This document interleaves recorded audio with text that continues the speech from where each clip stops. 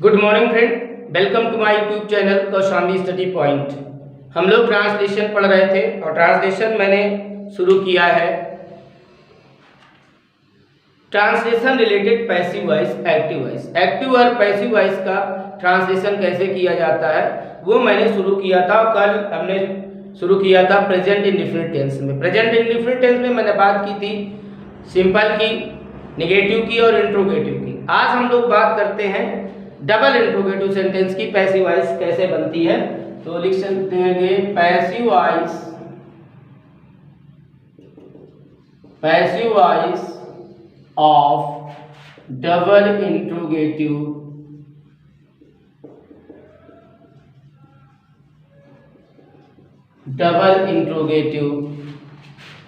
Sentences. ठीक है, double interrogative sentence की पैसिव वॉइस कैसे बनती है ये हम लोग देखेंगे। सबसे पहले हम लोग बात करते हैं डबल इंट्रोगेटिव का जो पहला सेंटेंस होता है वो होता है हु। अगर हु को हम बात करें प्रेजेंट इंडिफिनिट में तो मैं आपको बता दूं हु को सिंगुलर नंबर का प्रोनाउन भी माना जाता है।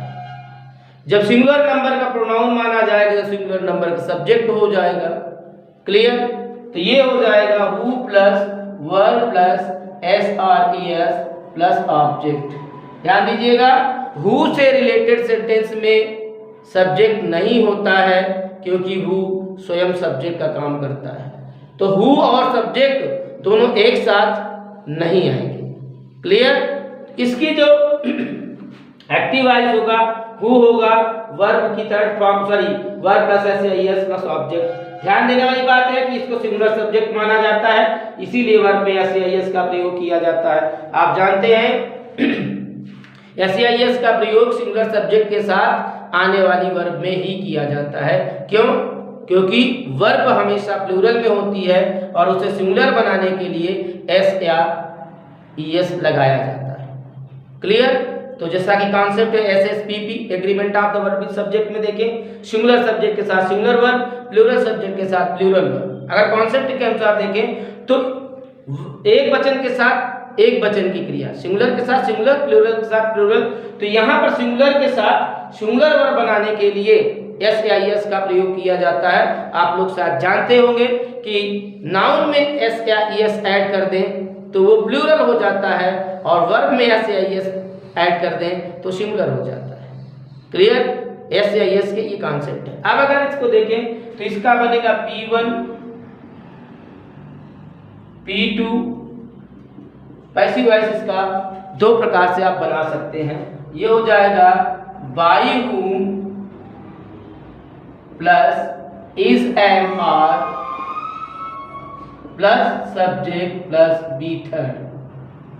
क्लियर? यहां देखें ये हु को ही सब्जेक्ट माना जाता है और ऑब्जेक्ट तो ही है, तो ये सब्जेक्ट ऑब्जेक्ट बन जाता है, लेकिन ये इधर ही रहेगा, वर्ब के पहले ही रहता है। तो बाय हूम और उसके बाद इज एम आर, और ये जो यहाँ इज एम आर इसलिए लिखा गया क्योंकि अब सब्जेक्ट दूसरा बनेगा। क्लियर? इसकी P1 देख लें तो who plus is am are plus subject plus be third plus by. Who के प्रोनाउन की तरह तीन केस होते हैं, nominative case, possessive case, objective case. अगर हु के बारे में और जानकारी आप लोग लेना चाहते हैं तो मेरे चैनल के प्लेलिस्ट में पार्ट्स ऑफ स्पीच का चैनल जो है उसमें प्रोनाउन का जो वीडियो है उसे आप देख लें और वहां पर आप लोगों को इसके केस के बारे में पता चल जाएगा। ये जब सिंगुलर नंबर का प्रोनाउन माना जाता है, थर्ड पर्सन का प्रोनाउन हु को माना जाता है, तो फिर इसकी तीन केस भी बनती है। तो ये हु का ऑब्जेक्टिव केस हुम होता है। हु का ऑब्जेक्टिव केस क्या होता है?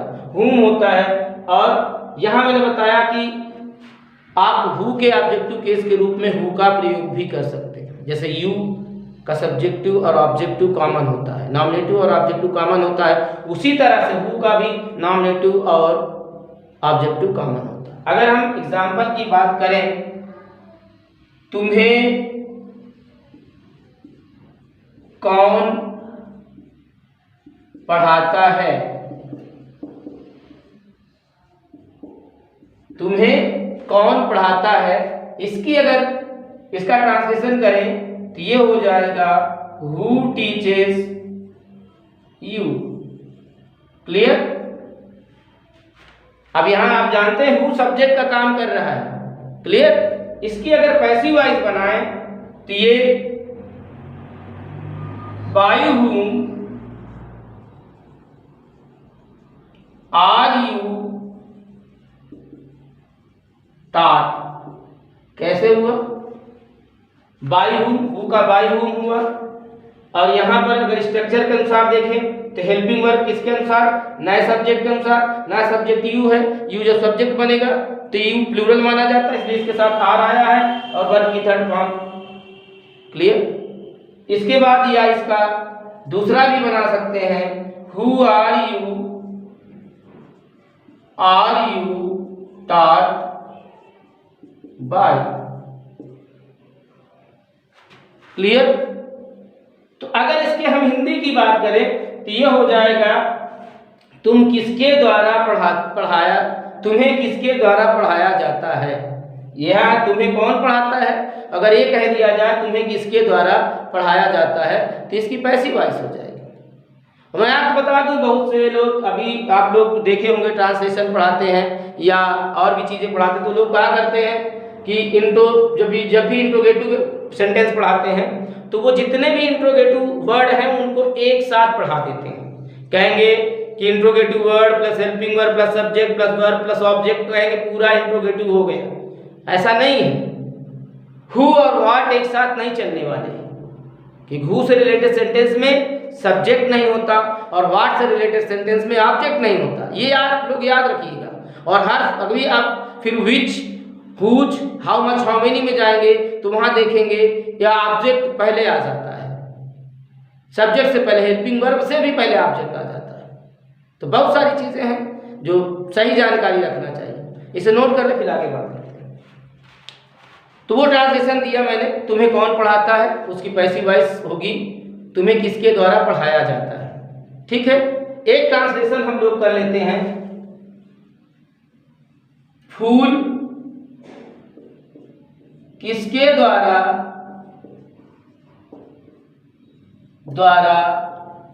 तोड़ा जाता है, किसके द्वारा तोड़ा जाता है। तो यहां पर ये पैसिव वॉइस है। ठीक है? तो ये हो जाएगा by whom is flower plucked। by whom is flower plucked। Clear? ये सेंटेंसेस इंट्रोगेटिव एक्टिव में भी इंट्रोगेटिव है तो पैसिव में भी इंट्रोगेटिव रहेंगे। मैंने कॉन्सेप्ट में बताया है कि इनकी अवस्था, अर्थ तथा टेंस नहीं बदलता है। क्लियर? तो ये हुआ। या इसको आप ऐसे कह सकते हैं, who is flower plucked by. ये भी आप कर सकते हैं। क्लियर? आप लोग के पास बुक होगी, कोई ना कोई ग्रामर की बुक होगी, उसका ट्रांसलेशन उठा करके आप देखिए और करिए। कोई प्रॉब्लम है तो आप कमेंट बॉक्स में आइए, कमेंट करिए। ठीक है? अब हम लोग बात करते हैं व्हाट और whom plus do does plus subject plus be first no object. ध्यान दें, ये आप लोग ध्यान दीजिएगा। अभी आपने हु वाला सेंटेंस देखा, हु वाले सेंटेंस में आपने देखा कि हमने डू डज का प्रयोग नहीं किया। क्यों नहीं किया? क्योंकि हु को सब्जेक्ट की तरह माना गया था, हु सब्जेक्ट की तरह प्रयोग किया गया था, इसलिए डू डज की जरूरत नहीं थी। यहाँ पर देख ले, व्हाट और whom को दोनों को मैंने एक साथ रखा है। और एक चीज याद रखिएगा, हु वाले में सब्जेक्ट नहीं था और व्हाट और whom वाले में ऑब्जेक्ट नहीं होता। फिर आप लोग कंफ्यूज हो जाएंगे, सर जब व्हाट और whom में ऑब्जेक्ट नहीं होता तो पैसिव वॉइस कैसे बनेगी। आपने बताया है कि पैसिव वॉइस इंट्रांजिटिव वर्ब की नहीं बनती, बनेगी क्योंकि यहाँ पर व्हाट और whom स्वयं ऑब्जेक्ट का काम करते हैं। डिफरेंस सिर्फ इतना है कि व्हाट जो है वस्तु की ओर इंडिकेट करता है, जिसे आप डायरेक्ट ऑब्जेक्ट कहते हो, और whom व्यक्ति की ओर इंडिकेट करता है, व्यक्ति की ओर इशारा करता है या व्यक्ति को इंडिकेट करता है, व्यक्ति के बारे में बात करता है, तो ये होता है इनडायरेक्ट ऑब्जेक्ट। अब इनके अगर पैसिव वॉइस की बात करें तो व्हाट की अगर बात करें तो ये हो जाएगा what plus is am are, sorry what ही जब सब्जेक्ट बने केवल इज का प्रयोग करें, यहाँ व्हाट ही सब्जेक्ट बन जाता है। What is plus be third plus by plus object, ये व्हाट का बनेगा। और अगर हम इसकी पैसिव वॉइस करें whom की, किसकी बात करें P1 P2, आप लोग कंफ्यूज मत होइएगा, हम बात किसकी कर रहे हैं, ये व्हाट की ये वाली है, ठीक है। इसको अगर हम 1 मान ले तो ये P1 हो गया, ठीक है 1, और whom को हम 2 मान लेते हैं तो ये P2 बना देते हैं। तो whom आप जानते हैं whom ऑब्जेक्टिव केस है। whom क्या है ऑब्जेक्टिव केस, क्यों भैया, the pronoun which is used in place of object it must be in objective case. जिस प्रोनाउन का प्रयोग ऑब्जेक्ट के स्थान पर होता है वो ऑब्जेक्टिव केस की होती है। और ये मैंने बताया कि whom ऑब्जेक्ट की ओर इंडिकेट करता है, तो ये ऑब्जेक्ट है ना भाई, जब ऑब्जेक्ट है तो ऑब्जेक्टिव केस में होगा। अब आप देखिए जब इसकी पैसिव वॉइस बनाएंगे तो भैया ऑब्जेक्टिव केस है तो सब्जेक्टिव केस बन जाएगा, और सब्जेक्टिव केस है तो ऑब्जेक्टिव केस बन जाएगा। ये डिपेंड करता है कि कौन सा वर्ड सब्जेक्ट बन रहा है कि ऑब्जेक्ट बन रहा है। अब यहाँ हम अगर देख लें तो ये हो जाएगा whom का हो जाएगा who plus is plus be third plus by plus object. Clear, समझ रहे हैं ना। ये व्हाट का अलग हो जाता है और whom का अलग हो जाता है। रीजन मैंने बताया, दोनों ऑब्जेक्ट की ओर इशारा करते हैं। फर्क इतना है कि व्हाट जो है, ये व्हाट किसकी ओर इशारा करता है, व्हाट वस्तुओं की ओर इशारा करता है, तो ये होता है आपका डायरेक्ट ऑब्जेक्ट। और whom व्यक्तियों की ओर इशारा करता है तो इनडायरेक्ट ऑब्जेक्ट। नोट कर लेते, हम लोग बात कर लेते हैं एक ट्रांसलेशन की, तो उसके व्हाट वाले की पहले बात कर लेते हैं। वह क्या पढ़ती है, तो ये हो जाएगा what does she read.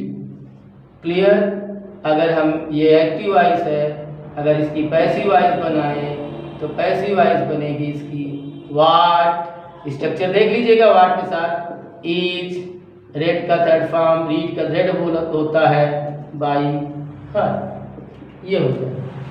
Clear, एक वो whom वाला भी देख लेते हैं। वह तुम किसे पढ़ाते हो, किसे पढ़ाते हो। क्लियर, तो ये हो जाएगा whom do you teach। Clear, passive voice की अगर बात करें यहाँ पर इसकी हिंदी हो जाएगी वह क्या पढ़ती है, उसके द्वारा क्या पढ़ा जाता है, उसके द्वारा क्या